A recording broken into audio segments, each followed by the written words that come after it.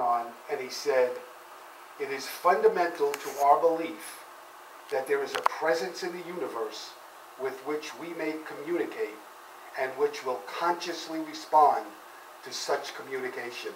So he wrote a book called Can We Talk to God? And that kind of answers his question, I guess. He's saying that yes, that we can, and that God, that presence, will consciously respond to us. So I wanted to speak today on some ways we could either speak to that divine presence or we can get in touch with it speaking to us. But something happened along the way when I was preparing this. I started to read, and different people that I was reading had, because one of the things I'll talk about is prayer, had some really beautiful prayers from different traditions. So I thought during the course of the message, every once in a while, I have 3 of them actually, that I would share with you. And the first one is from somebody named Girolamo Savonarola, who, boy, that's a mouthful. He was a Dominican friar during the Renaissance. And this is a prayer that he wrote. He said, Lord, we pray not for tranquility, not that our tribulations may cease. We pray for the Spirit and thy love, that thou grant us strength and grace to overcome adversity. So, he's saying basically, I know I'm going to go through life and there's going to be stuff going on. And I'm not asking you not to let that happen because that's part of the human condition. I am saying, give me the strength to meet that and to overcome it.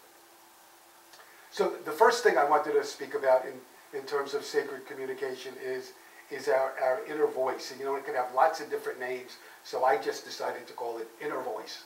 And and when you read about how this inner voice comes to us, there are so many different ways. It could be a little voice in our ear. It could be somebody writes us a letter and something just strikes us in that letter that we realize. It could be a phone call we get from somebody and something hits us. It can be a whisper. Remember, if you build it, they will come. That's that whispering small voice. It could be, we spent a lot of time at the Course in Miracles last Thursday speaking about this. It could be a sudden knowing that somehow you just get this knowing. And it's really difficult to put it into words, but I was sharing with the group at a really tough time in our life. My job at Mattel had been eliminated and my severance was running out, and Becky and I were driving along the 5 freeway together, and all of it, I was driving, and all of a sudden I just looked and I saw, it's really hard to describe, it's like the hill alongside us opened up, and in my ear I heard a voice say, it's going to be all okay. And it was such a strong knowing for me. I literally had to pull off the road, and then I couldn't explain to her why, because it's so, it's so personal, I guess, is a way. It could be a message to call somebody. Last week I shared that new prayer. I had asked Ginny to do it, and it didn't come, so I decided I'm going to send her an email in a really loving way. And when I went on to send it to her, it was there. So I called her and I said, this is unreal. And she said, you know why I sent it to you? And I said, why? She said, I heard your voice going, Ginny, Ginny. And so she sat down and wrote that new prayer. It's happened to me 3 times this week that I got a message to call somebody. And one of the people, when I called them, she went, oh my God, how did you know I was going to call you? And I said, what? And she said, I need you. I've got such an emergency. I need prayer. And she was about to pick up the phone to call me. That's the kind of thing that we're talking about. It could be all different names, but it's something that we need to be still to hear. Martha Beck is a lady who writes about spiritual things, and she said, we all have this inner voice that echoes in our ears. It echoes parents, it echoes teachers. She said it echoes priests, it echoes angry personal trainers, and we don't have any trouble hearing that voice. She said the problem with it is it doesn't usually lead to any kind of fulfillment. And she said, but there's another voice that doesn't shout. It's more subtle. And she said it usually comes about in a feeling or some other way. And, you know, a lot of people ask, how am I going to know if what I get a message, if it's my ego or if it's really a spiritual message? And she has a really interesting test, and I'll share something with you about it. Here's her test. She said, if you want to see if something is right for you, don't go to your rational mind. She said, if you have a couple of options, put your attention on each one. And so if you will put your attention on one and you start to think about it, she said, if it's wrong for you, you'll feel in your body a contraction, or a tightness. And she said, if it's right for you, you'll feel like a liberation or an exhilaration. And I had that experience this week. I had something I really thought I wanted for quite a while. And when it came time to set it in motion, I couldn't do it. I felt what she talked. I just felt all tight and tense. And I kept trying and trying. And I finally went to Becky and I said, you know, I thought I really, really wanted this, and I can't do it because it's making me really tense. And so I let it go. It's exactly what she's talking about. Let me give you another example of that voice. Cherie Carter Scott is a therapist and a spiritual writer. And she said when she was younger, she lived in Boston. And she was having a dinner meeting with her staff one night. And 3 of them got there, and so did she. And they were a little early.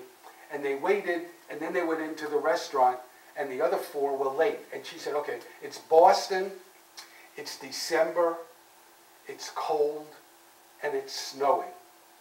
And they're in the restaurant, and they wait for over an hour, and the other 4 people are late. And she starts thinking, boy, these are professionals, something's really wrong. And she hears a voice in her ear that says, go stand on the corner. Now, I already said it's Boston, December, cold, and snowing. What I didn't say is she was also 7 months pregnant. And so she said to herself, no way. No way. I feel uncomfortable enough that I'm going out there. It's freezing. I'm not going to do it. And the voice keeps coming back and back. And finally, she said, just out of frustration, to shut the voice up, she puts her coat on, walks out of the restaurant, stands on the corner, and in less than a minute, the other 4 people pull up and they say, oh, thank you. We're lost. We've been driving around for an hour. And then one of them says to her, how come you're standing on the corner? And she said, don't ask. But she said what it taught her was to always listen to that divine voice, that she really learned a lesson from it. So I want to do, before I go on to, I want to talk about prayer next, but before I do, I want to read you another one of the prayers that really touched me. And this is from Tagore, the Indian mystic and poet. He said, let me not pray to be sheltered from dangers, but to be fearless in facing them. Let me not beg for the stilling of my pain, but for the heart to conquer it. And I thought it's interesting that two people that are considered mystics, when both of them go within, they don't ask not to have pain. They ask to be made stronger. They ask to be able to grow in their own spirituality and in their own knowing of the divine presence. So I want to talk a little bit about prayer. So Joan Borysenko is one of my favorite authors. And she writes in one of her books, I think it's Fire on Soul, that when she was a little girl, every night she had to repeat this prayer. So I'm going to do it. I bet every single one of us has said this prayer at night when we were a little kid at some point. If you know it, feel free to join in. Here it is. Now I lay me down to sleep. I pray the Lord my soul to keep. And if I die before I wake, I pray the Lord my soul to take. Everybody did it, right? She said, as a little girl, that prayer filled her with horror. I don't know, anybody else feel that when they said that prayer as a little kid? Anybody? No? Okay, she said that prayer filled her with horror for two reasons. First of all, she could die. And second of all, if she died, what if God didn't take her soul? Would that mean that she would have to, for the rest of eternity, would she have to wander in the dark, or would some evil spirit gobble her up?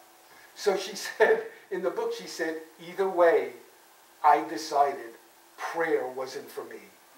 And when I thought about it, what she's saying is, talking about sacred communication and the use of words, that's kind of a fearful prayer. I mean, every night to say to a little kid, they got to pray that if they're going to die, they hope this happens to them. So it's kind of scary. She said what happened to her when she was 8 years old, her parents sent her to a camp for Jewish girls. And there, every night, they did a prayer, and the prayer, somebody recited, one of the counselors, a spiritual version of taps. So listen to this. Listen to the difference. These are the words that this counselor repeated to these girls every night. Day is done, gone the sun, from the lake, from the hills, from the sky. All is well, rest in peace, God is nigh. What a difference, isn't there, in the sense from one to the other. And she said what it did to her, the difference it made, she said she found the words so reassuring, rest in peace, God is nigh, that every single night she called it a holy moment. A holy moment. In the Course in Miracles, they call it a holy instant. That for her, that made such a huge difference.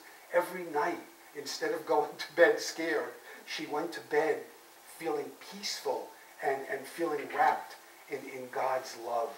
And so, doesn't that speak to us about the power of words and the power of intention, the difference of being in a place of praying from fear versus being in a place of feeling God's love and God's presence and knowing that you're safe in there.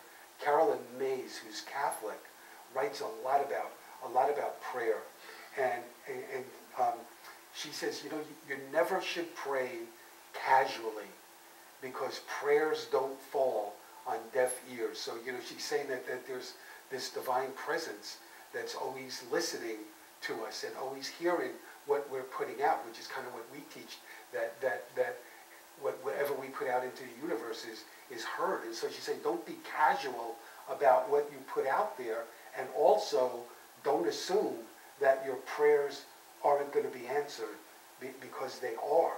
And she said, it's up to you. It's your responsibility to receive and to listen. So, I think what she's saying, we talk about this a lot, about being still, that if you put something out there, you got to slow down a little bit and listen. She said, she also said, I thought this was really interesting, she said, just assume that you've received an answer to your prayer. And if you can't discern what the answer is, maybe it's because you don't want to. Maybe it's because, think about that, maybe it's because you don't want to. She said, maybe you're putting something out there, and, we talk about control and ego, and you know how you want it to turn out. And so if you don't get what you want to get back, you don't hear it. And she said, so if that's happening to you, the next step is to acknowledge what guidance you least want to hear. And if you can get a handle on what it is that you don't want to hear, you can start to work on that and deal with it, and then move to another place. So I want to do the last prayer that I thought was really really interesting to me, and particularly the last part of it. It's done by a lady named Peace Pilgrim, who was a person who literally gave up her name and her identity and just went around the country for years with no money, just calling herself Peace Pilgrim and trusting that wherever she went, people would put her up, people would feed her, and people would be kind to her. And she went to spread a spiritual message. And here's her prayer. She said, "Bring this life into harmony with divine purpose. May this life come into harmony with God's will. May you so live that all who meet you will be uplifted, that all who bless you will be blessed, that all who serve you will receive the greatest satisfaction, and if any should attempt to harm you, may they contact your thought of God and be healed." And I thought, when I read that, that was so beautiful, that last part. She doesn't say, "May you be protected." She said, "May whoever it is that's going to harm you be healed." And it seemed to me what she was just assuming is that anybody that would harm somebody else needs a healing. And so may they be in touch with your divine nature, and may that alone be enough to heal them so they won't be doing any hurting. So I want to speak about another sacred communication, and I'll give you the name of it in a minute. Pema Chodron is a Buddhist nun, and in one of her books she says that she had a friend who was severely burned to the point that it was really difficult for people to look at her. And so when she was in the hospital, she eventually got better, but when she was and had a lot of surgery, but when she was in the hospital, the nurses, the doctors, her friends, her family, they would come in, but they would get out as quickly as they can. It was so difficult to look at her that people, even people that loved her, even the professionals, they just kept their distance from her. And of course she got pretty lonely. And then they called hospice in. And Pema wrote that the hospice people, for whatever reason, they weren't afraid of her. And they didn't know any more than anybody else what to say to her. And so they would sit there and they would hold her hand. And Pema Chodron said, sometimes nothing needs to be said or done, that the deepest communication is just to be there. And the term for that is presence.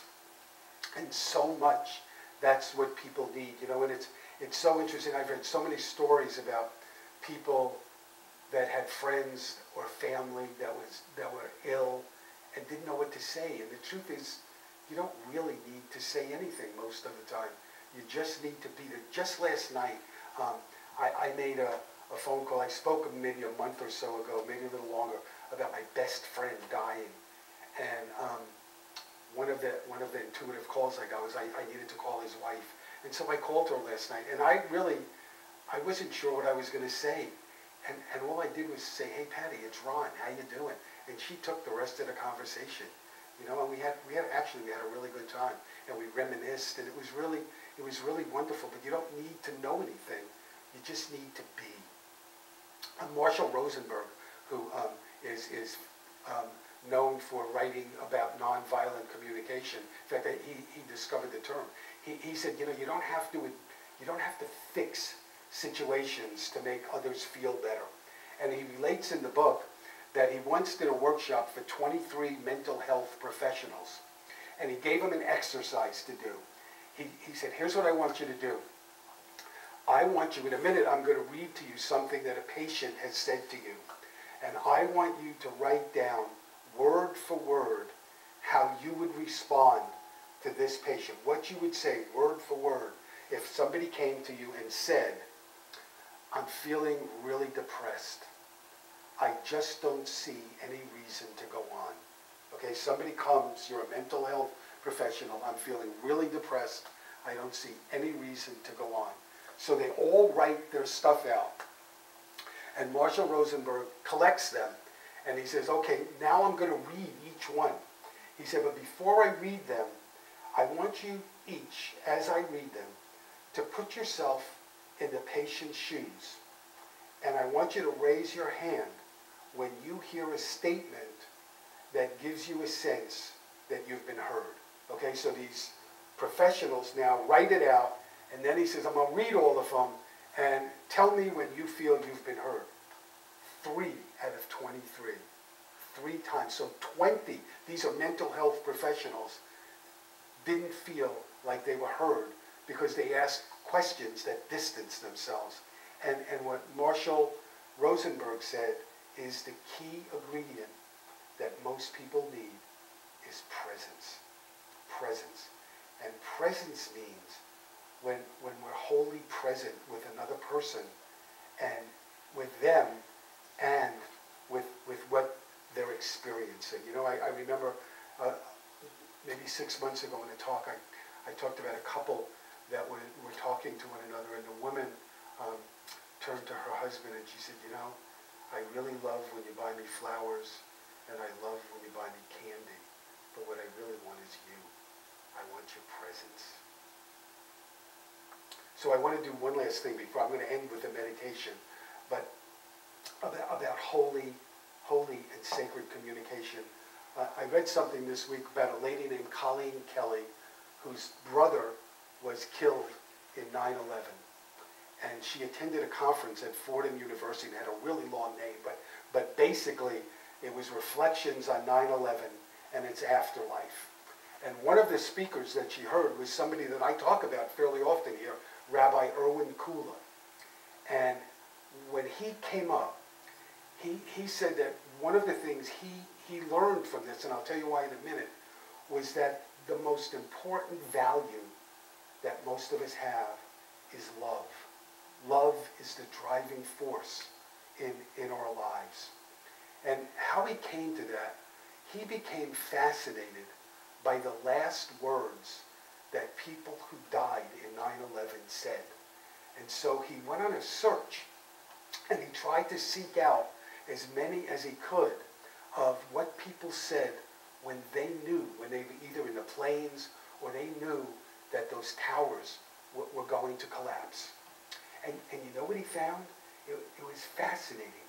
He found that of all the people that he could find, not a single one of them said, kill them. Not a single one said, get them back. Not a single one said, avenge my death.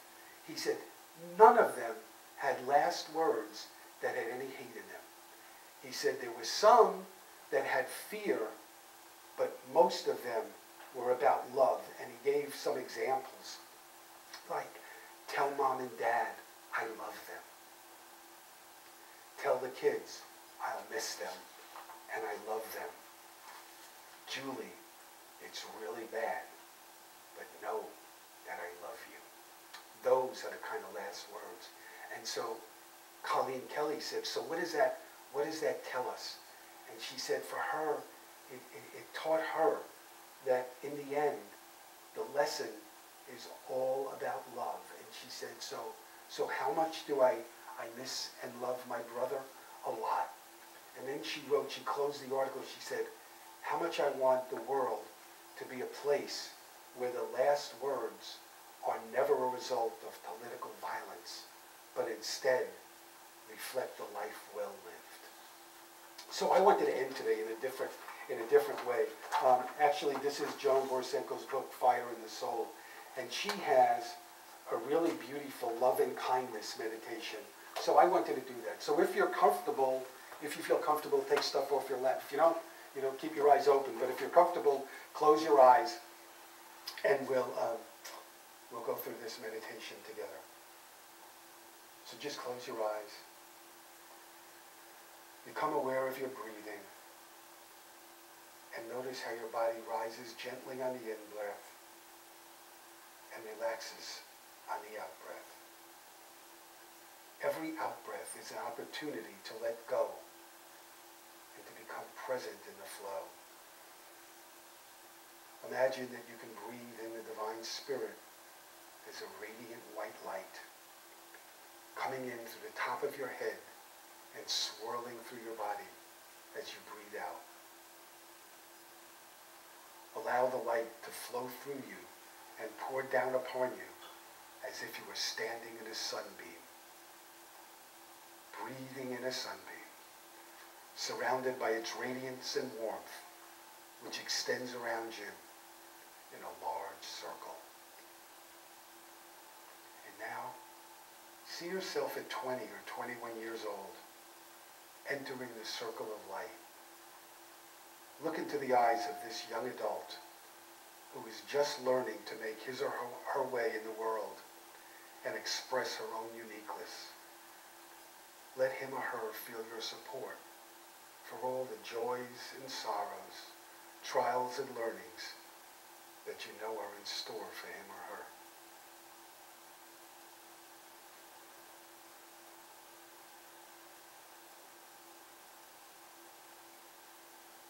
See yourself at 12 or 13, on the brink of womanhood or manhood, entering the circle and holding hands with your young adult self. Look into the eyes of this young person who is just beginning to feel the stirring of the life form as sexuality. What do you most wish that someone had told you about being a woman or a man? Look into the eyes of your changing self and say those words.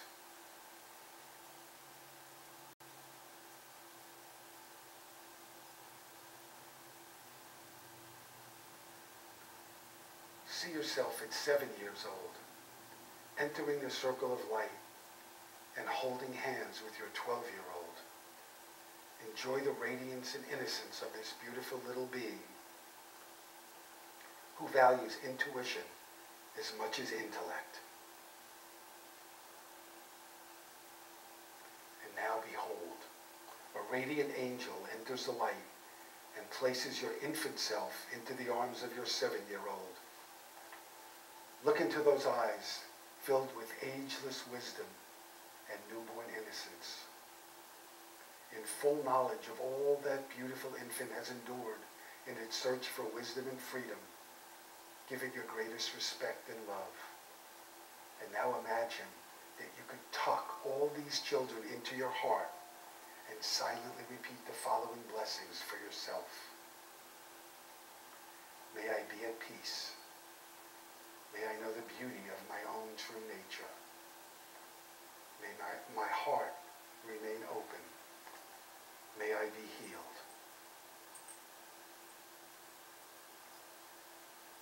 Call to mind one or several friends or loved ones in as much detail as you can. See them in the circle of light and focus on them with great respect and love. May you be at peace. May you know the beauty of your own true nature. May your heart remain open. May you be healed. Call to mind one or more people that you feel in conflict with. See them standing in the light. May you be at peace. May you know the beauty of your own true nature. May your heart be open. May you be healed. See our delicate planet, surrounded like a jewel in the velvet blackness of space. Her white clouds, blue waters, and green continents. Imagine her fiery core, majestic mountains, plants, and animals, a living, breathing being of light. May there be peace on earth. May the hearts of all beings be open to one another. May all life reach its fullest potential. May all life reflect the glory of light. Once again, feel yourself surrounded enfolded and illuminated by the circle of light. If there is anything in your heart that you need to say to God, do so now.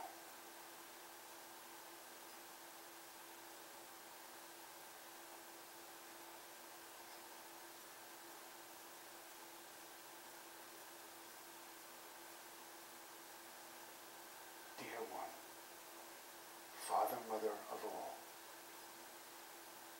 thank you for the gift of life.